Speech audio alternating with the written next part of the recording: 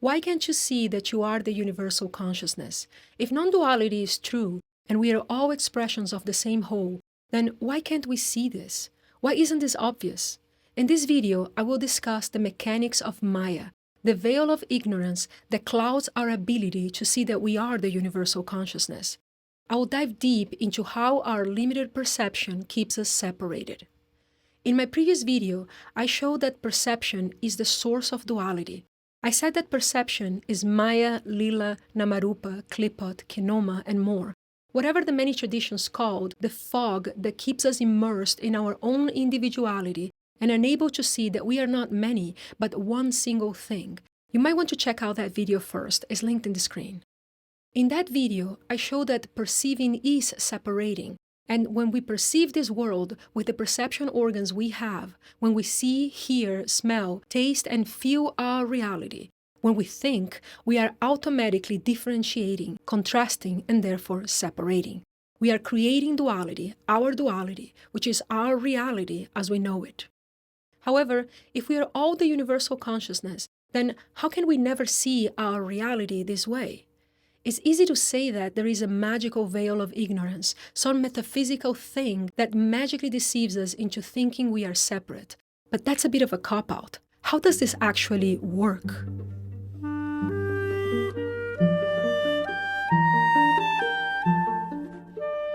If it is true that we are all one thing, the universal consciousness, Brahman, Tao, Ein Sof, the One, God, then there must be a mechanism of separation. In my last video, I showed that duality and perception are inseparable. We cannot perceive anything unless we can understand ourselves as not being the whole. There must be us, and then there must be something that is not us. It's actually interesting to contemplate whether everything that we perceive cannot be us. In a fundamental sense, that which is perceived cannot be the perceiver. Therefore, what we perceive as us cannot be us. We are not this body, we are not this mind. We cannot be anything we think we are. What we are, indeed, must be something we cannot perceive at all. It must be something we cannot see, hear, smell, taste, or feel. It must be something we cannot think about or conceive in any way, since all conception is fundamentally dual. At the essence, what we are, in all its glory, isn't something at all. I mean here that what we are is not something. But I'll leave the rest of this contemplation for another time. For now, let us dive deeply into the mechanics of separation. I want to offer you an allegory, a model of what is going on. I want to show you how having a limited perception works to deceive us into believing we are separate. Remember, if we are the universal consciousness, then we are God itself. So we begin from the premise that non-duality is true, we're all one thing. If you want a more complete framing of what non-duality is, then check this video I made about it. But first, I want you to consider the life, the point of view of your right big toe. Here's hoping you have a right big toe. If not, then pick another toe, or any body part for that matter. I want us to consider what life is like from the perspective of the big toe, and how we feel about it, how we relate to the big toe. I will show you that the universal consciousness relation to us is similar to our relationship to the big toe. The explanation I'll give is quite different from what is normally found in all teachings on this subject, so it might help improve your clarity on this matter, but it will require some attention. Suppose your body is the universal consciousness. Say your name is John, and John is the universal consciousness. Now, suppose John's perception system is entirely divided. There is a system for each toe, and one for each elbow, and one for each hand, and so on. What am I talking about? The toe perceives. It perceives through touch and feeling. Your toe can detect touch, texture, temperature, pressure, wetness.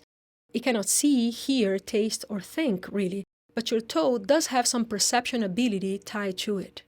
Well, technically, it is not the toe that feels.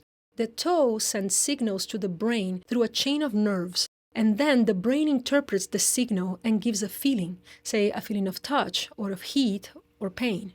So when I say the toe here, imagine the entire system that governs anything related to the toe's perception. I am talking about the toe itself, the nerves that connect it to the brain, and the part of the brain that interprets the toe's perception. All of this is the toe as far as perception is concerned. Well, suppose that perception system for the toe is separate from the same perception system for the other toes, for the elbows, for the hands, and so on. Each part of the body has their own perception system, completely separate. So, how does a toe perceive? A toe can perceive in the way skin can perceive. But importantly, everything the toe perceives is localized in the toe. Hold on to this idea for now. Everything the toe can perceive is physically felt in the toe itself. Well, pain can sometimes be referred somewhere else, and the connection to this example is very interesting, but I'll talk about that some other time. For now, let's stick with the general rule that everything the toe goes through in its life is perceived in the physical area of the toe. Again, let us remember that in reality, the toe does not feel anything. It is the brain that makes these sensations. The physical toe interfaces with the world. It then sends signals to the brain, and the brain makes sensations. It is the brain that creates the sensations we feel in the toe. In fact, if you were to damage parts of your spine, cutting the connection between the toe and the brain, you would not feel the toe at all, as is the case with paraplegics and tetraplegics. We have already one piece of this puzzle in place that I want you to keep in mind, and that is that the location where we perceive anything is not the location where the feeling was created. We feel pain in the toe. We do not feel the place where the sensation was created, which is in our brain. So, just to start here, I want you to notice that perception as a phenomenon is physically weird. The place where sensations are created is different from the places where sensations are felt. All sensation is created in the brain, and yet you feel sensations almost everywhere in your body but your brain. Your brain actually has no sensations at all. This is so true, in fact, that neurosurgeons usually operate on people's brains while they're awake. They can literally cut off parts of your brain and you would feel nothing. Okay, so who is perceiving? The one perceiving is John. John is using a huge part of his body to perceive the toe.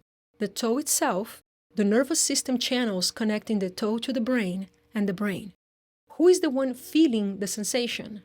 John is the one feeling the sensation. But remember, in this example, the perception systems are separate. John does not have any common perception system. Whatever the toe feels, John feels only the toe's perspective. So John thinks he's a toe. You see, as far as the toe's perception system goes, it is not connected to anything else. So, when using the toe's perception system, John only feels his existence within the area of the toe. So John perceives himself to be localized in the toe. When John is perceiving through the toe's perception system, John is in the toe. Well, not really, but as far as John can tell, yes. John does not perceive the nerves connecting to the brain, and John does not perceive the brain. John only feels the toe, so John thinks he's a toe. Technically, since the toe's perception system does not think, John doesn't really think. John exists as a toe. John acts as a toe, reacts as a toe. John has pleasure and suffering as a toe. As far as life goes, John is a toe. So, when the toe feels something, John thinks he is a toe feeling something. But when his elbow feels something, John thinks he is an elbow feeling something. Again, the elbow's perception system does not think either. So when John is perceiving his elbow, John is not thinking, but he is living in this world as an elbow. All his perception of the world is localized in the elbow. So when the elbow feels something, John thinks he is an elbow. When the elbow bumps, John perceives himself to be an elbow that was bumped, nothing else. How could John think any differently? The faculty of thinking is also a form of perception, and in this example, all perception systems are separate. So, any impression John has of himself, in any way John thinks when he is perceiving like a toe, he does it separately from other systems. So, John thinks like a toe. This is what we are. We are separate perception systems. I go around thinking I am a toe, and you go around thinking you are an elbow. In reality, we are both John. I am John perceiving like a toe, and you are John perceiving like an elbow. The only difference between us and this example is that we are more complex perception systems than the toe and the elbow. Our perception abilities are much more well developed. We can feel like a human toe and like a human elbow simultaneously while noticing that the toe and the elbow are connected. We can feel and we can also see, hear, smell, and taste, which is more than a toe can do. We can also think. So, we are technically more advanced as a perception system than the toe alone and the elbow alone. As far as we know, we are arguably the most well-developed perception system on Earth. That is likely, but that is debatable too. Bats can echolocate, most of us cannot. Some bacteria and virus can feel ultraviolet and infrared light, we cannot. Many animals see, hear, and smell much better than us, thousands of times better than us. So I'm not sure. We are perhaps the most complex perception system we know of, but we're certainly not the best perception system in all dimensions. All beings are perception systems. I'm a perception system, you are a perception system. Each bird, spider, tree, and bacteria is a perception system. Because a perception system only perceives what it perceives, if it does not perceive its union with something else, it assumes it is a separate being. The point is that because our toes perception system and our elbows perception systems are completely immersed within our own human perception system, we don't think of the toe and elbow as separate beings. We are one with the toe and elbow's perception systems. Let me try to clarify that. When I perceive as the toe, I feel in the toe's location. But my ability to perceive includes vision, which sees that the toe is physically in my body, which is much bigger than the toe. My perception systems include a brain, which has a conception of me as being this body, which includes the toe, but it is not just the toe.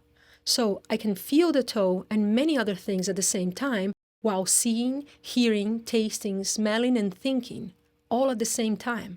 So, as a perception system, I get to be more than a toe. As far as I perceive, I am a whole physical body, and perhaps a bit more than that. Bear with me for a second. When I perceive as me, I go through life localized in the places my perception takes me. As I am feeling anything, I am localized in my body. As I taste, I am localized in my mouth. As I smell, I am localized in my nose. As I see, I am not localized in the eyes because that is not how vision works, but I localize myself as being somewhere in space. You see, eyes are very special perception organs. They tell me where in space I am and how the world looks like to me.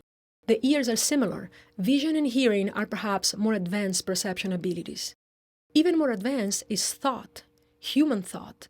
The human brain can think in space, but more importantly, it can think in time.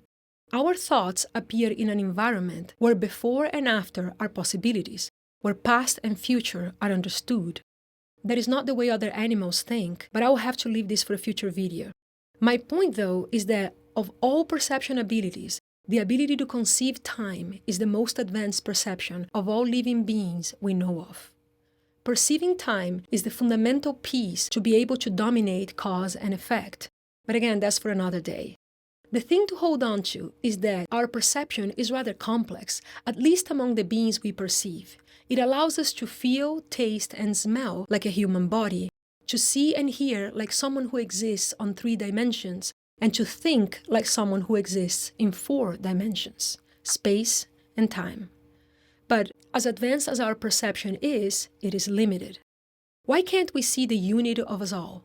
Because we do not perceive ourselves as such, because our perception is limited. Let me recap that. Every being is a perception system. Every perception system perceives in a specific way. More importantly, it perceives in a limited way. Our perception is limited to this body, and even then only in certain ways. We can perceive only things that can be seen, heard, smelled, tasted, felt, and thought about in the way a human can, as far as a human can. As complex as we are, we do not see ultraviolet and infrared light. We cannot decode space using sound. We can perceive time, but in a very distorted way, as a linear thing that is different from space. And these are just some of the limitations we know. There are many more limitations to our perception that are known to yogis, for example. What I mean here is that as one progresses in meditation, it is possible to perceive much more than we do normally. Going towards the esoteric, All forms of energy manipulation like pranayama, Reiki, energy healing, all of these require and train the ability to perceive energies.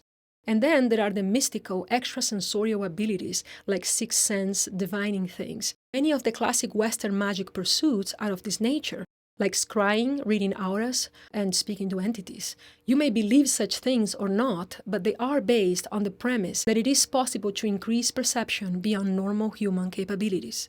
All of these things presume that a human has the potential of perceiving beyond the set of abilities naturally prescribed to humans. In fact, without going too far afield, we know we can perceive more than what we normally do because of psychedelics. People on psychedelics can usually see much more detail during a trip than the normal vision. People can sometimes see to the level of skin cells, every detail with clarity. People can hear music in extreme detail. They notice every note, every instrument, as if each instrument was playing separately, even though they are hearing all at the same time. It's the same for smells, taste, and touch sensations. And that's just of things we know for sure are real. What about all the things people see in psychedelic trips that may not be real? Whether they are real or not is a matter of belief for now, but the experiences seem real to those taking the trip, in fact, more real than regular life. So, it is possible that psychedelics can expand someone's perception beyond standard human capabilities, and if they can, it means that the ability is there. The brain already has the ability to perceive beyond what is normal. It just needs to be awakened in some way. In the case of psychedelics, these abilities are awakened with DMT, which is the active compound in psilocybin, LSD, ayahuasca, and of course in straight DMT. DMT also increases naturally in those who meditate a lot, and it is especially increased with intense practices to activate the pineal gland. So DMT may be the fundamental substance of perception, who knows? The point is, it is possible to perceive more than we currently do. And if we did perceive more than we currently do, we might just be able to perceive others as part of us, in the same way we already perceive the toes and elbows to be parts of us.